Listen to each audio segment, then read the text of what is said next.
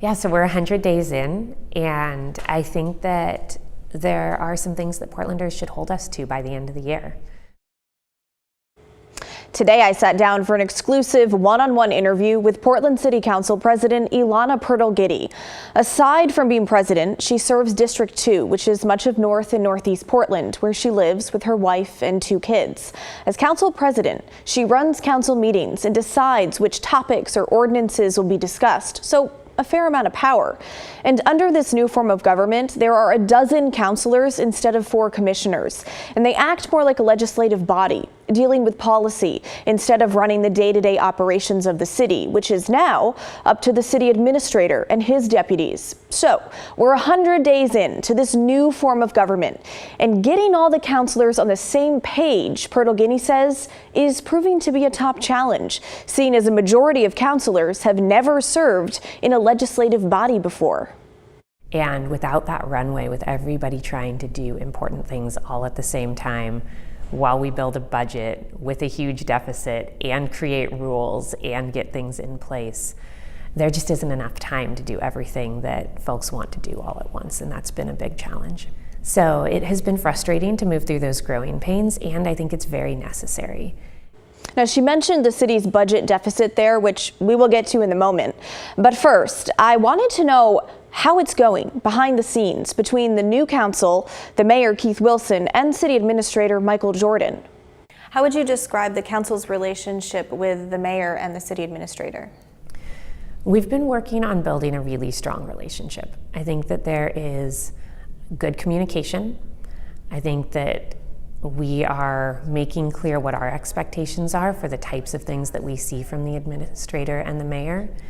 There are times when there are disagreements, and that's natural. That happens in any government. What would you say the disagreements have been over? Council definitely wants a lot more transparency with the administration around funding. So in the past, funds have come into the city, and the mayor, or in the past form of government, the commissioner in charge, puts together a proposal for how they'll be spent and brings it to council. We've asked to make sure that we see those funds as soon as they hit the books in the city. Councilors are working to find ways to fill the city's $93 million budget gap. We're expecting a list of council's priorities in the coming days, but they're also waiting on the mayor's proposed budget, which he will release on May 5th. The city administrator already released his proposal in February, but his proposal only filled part of the gap, about $35 million, leaving the rest up to council to figure out. Well, I was a little bit frustrated that I didn't think he did many hard things. And you'll remember back to when council approved his nomination, and one of the questions councilors asked him is, if you are only here for a year, are you willing to do the hard things in that year? And then just a few weeks later, we got this proposal that had very few of the hard things done. That was frustrating. What are the hard things in your eyes? When you have a budget hole this big, there are going to be layoffs. And figuring out how we do that, whether that's through restructuring, whether that's through slimming down some of our work, that's a really hard thing. Deciding whether there are full programs that the city undertakes that we don't have the ability to afford anymore so that we can focus on core mission work of the city, that's a really hard thing. I remember the last time you and I talked about this, you mentioned there being some tension among city staff about if people had their jobs or not moving forward. Is that tension still very much real? It is, and I think it will be until we have the final budget proposal. If you know as a city employee that there are 93, actually 65. It's $65 million in cuts, and then the mayor's $28 million proposal to end unsheltered homelessness. That's how we get to the 93 number. So if you know that there are $65 million in cuts, plus potentially more cuts to make up for an additional program that the mayor is proposing, I think every city employee is nervous. Let's talk about that $28 million plan to end unsheltered homelessness. Do you think that will be funded completely, and is the mayor willing to budge on any of that? The mayor is putting in a lot of work to try to find outside funding for that, which I appreciate because we do have this large budget hole. I have shared with the mayor that From the conversations I've had with a number of counselors, I think it's going to be very important to be able to fund the shelters that we already have open. Okay, so it appears to President Pirtle-Guiney that it's still not entirely clear how the mayor's lofty $28 million plan to end unsheltered homelessness by the end of this year will be funded. Now, his plan is to open overnight congregate shelters and day centers. However, today, on a taping of KGW's Straight Talk this morning, he told us, and confidently, might I add, that he already has the money. Listen. I immediately started reaching out to city, to county, to metro, to state, and started working with all those individuals right now to fundraise. And they've stepped up. The Metro Council is providing $15 million for that plan.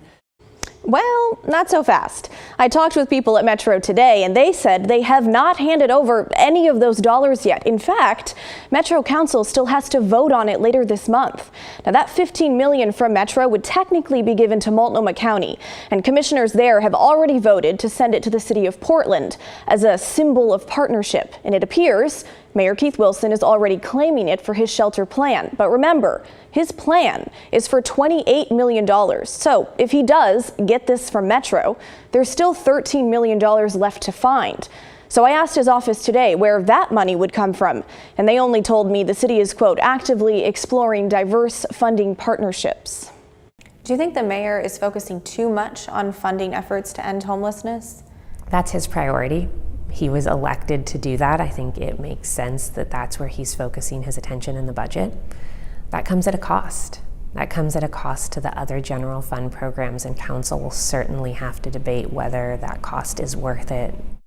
Now, another point of contention historically has been between the city and Multnomah County, especially when it comes to responding to the homeless crisis.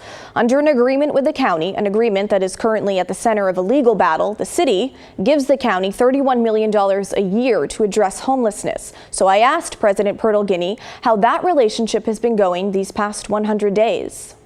I think that we are more effective if we are partnering with the county and have a joint strategy. There was a lot of conversation 6 months or a year ago about the county handing out tents and then the city paying to remove them. That's not good for folks who are living on the streets, and it's not good for our budget, and it's not good for the county's budget.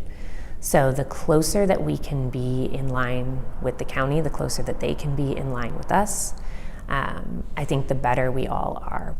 Until we have a common strategy and a common understanding of what the goals are, we are not going to be able to use our resources as effectively as possible. Do you ever think you'll reach that common ground? Because the county comes at it from a health perspective and the city comes at it from a public safety perspective. And we have different charges, right? We have different bodies of work that we have been put in charge of by the voters, by Portlanders. So there will always be a little bit of space between us. But despite the challenges, there have been highlights. A big one, she says, is connecting with you, the community, more often, something that has not always happened in the past. Portlanders should hold us to talking about the things that affect daily life here. Is this an affordable place to live? How do we make sure that it is? What does it look like when you go to work every day? What types of jobs are available? What kind of opportunity is available here? What does your community look like? Do you have a neighborhood park that's clean and safe to take your kids to, a place to go to be with friends outdoors in the summer? Is it easy for community groups to put on the fantastic events that make summer feel like Portland, or is that a hard thing to do in this city? Hold us to having conversations about those things, and not just having conversations, but moving the ball. Well, you heard it there. Council President Pirtle-Guiney wants to hear from you, and so do we. So what do you think about Portland's new government 100 days in? Email us at thestory@kgw.com or call and leave a voicemail 503-226-5090.